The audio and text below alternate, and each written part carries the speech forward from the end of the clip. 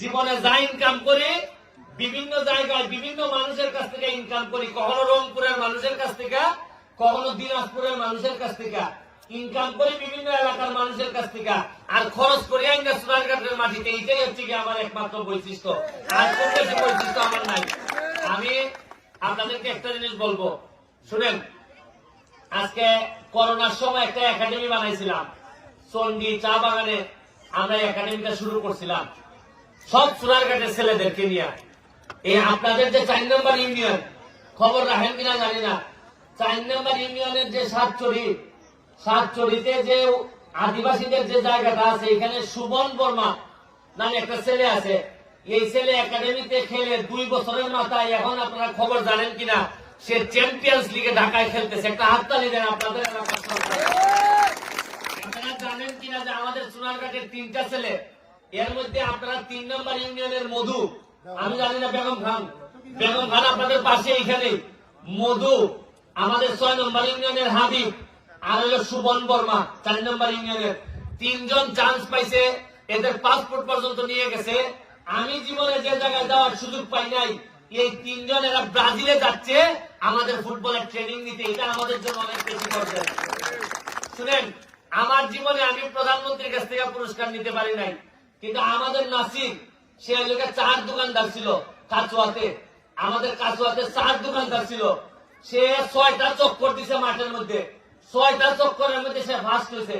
আমি তারা জিজ্ঞাইলাম তোমার বাড়ি কই? কয় কাচুয়া। আমি কই করো কিতা? কয় আমার বাপ আর আমি মিলে দোকানদারি করি। আমি যে খালকার থেকে তোমার দোকানদারি বাপ, তোমার আমি একটা মোটরসাইকেল কিনা দিলাম, তোমার বাপে বিশ্বাস করবো মোটরসাইকেল কিনা দিলে। মোটরসাইকেল কিনা দিছি, দিয়া সে খেলাধুলা করতেছে। আজকে সে সিলেট চান্স পাইছে এবং প্রাইম মিনিস্টারের কাছ থেকে, মাননীয় প্রধানমন্ত্রীর হাত থেকে গিয়ে আমাদের 11 জন ছেলে পুরস্কার আনছে সারা সিলেট বিভাগের। এর মধ্যে 3 জনই আছিলাম আমরা সোনারঘাটে। আমরা চাইলে পারি না এমন কোন জিনিস নাই। আজকে এই যে রায়হান বাঙ্কা এর যে দৌড় দেয় বা এখানে অন্যান্য কয়েকটা প্লেয়ার যে এরকম কোয়ালিটি দেখাচ্ছে, উনারা আমি বারবার একটা জিনিস কই, সোনারঘাটটা বলার যখন যারাই জায়গা সিলেট কিনা সারা বাংলাদেশের লোক আপনারা এখন মেহনত আছে। আমাদের দেখুন না টিভিতে হয় কিতাব জন মানুষ আমার হয় তুমি মেয়ে বাড়ি সোনারঘাট খাইতে লাগে ফেনির মেয়েরে মারছে একটা মাদ্রাসা ছাত্রী রে, আমি গিয়া বাদি গেছি গিয়া। মানুষে আমার হয় তোমার অত বড় হলজা পুরা কিতা, আমি আমার হলজা দেখছো কিতা, আমার বাড়ি সোনারঘাট আইয়া দেখো আমার থেকে হলজা বড় এরা মানছে। আমি তরুণ যারা আছে তোমরা একটু পড়াশোনাটা করো, পড়াশোনা করে দেখো আমরা সোনারঘাটটারে কোথায় নিয়ে যাই। আজকে আপনারা জানেন কিনা, শুধু একাডেমির জন্য সোনারঘাটের ছেলেদের জন্য আমি একটা 50 লাখ দিয়ে একটা গাড়ি কিনছি। আপনারা দেখলে দেখতে পারবেন গাড়িটা। এই গাড়ি আমি কোনো ভাড়াও দিই না, কিচ্ছু না। শুধু আমাদের সোনারঘাটের যত ফুটবলার আছে ঘোষণা দেওয়া আছে যে ফুটবলারদের ভাই বোন আত্মীয় স্বজনের বিয়ে শাদী হইলে ফুটবলাররা চাইলে এই গাড়িটা নিয়ে যাবে। এবং আপনারা আশ্চর্য হবেন, আমার ফুটবলারদেরকে গত 5 দিন আমি 3টা বাড়ি বানাই দিছি 3টা ফুটবলারের। এবং আমাদের ফুটবলারদের মিনিমাম 50 জন ফুটবলার আছে যারা নিজের সংসার নিজেরা ফুটবলের মধ্য দিয়া চালানোর সক্ষমতা অর্জন হয়েছে।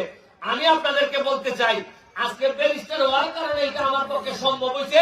আমি পারছি, আমি যে ইনকামটা করি এটাই না আমি কাজে লাগাইতে পারতেছি।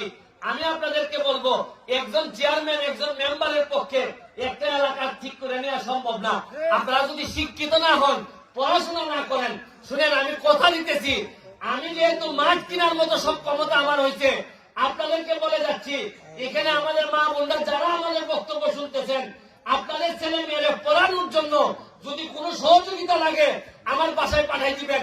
আরে ফুটবল না, বাংলাদেশের এমন কোন জিনিস নাই যেখান থেকে সোনারঘাটের মানুষ নেতৃত্ব দিবে না। মরার আগে আমি এটা দেখে যেতে চাই।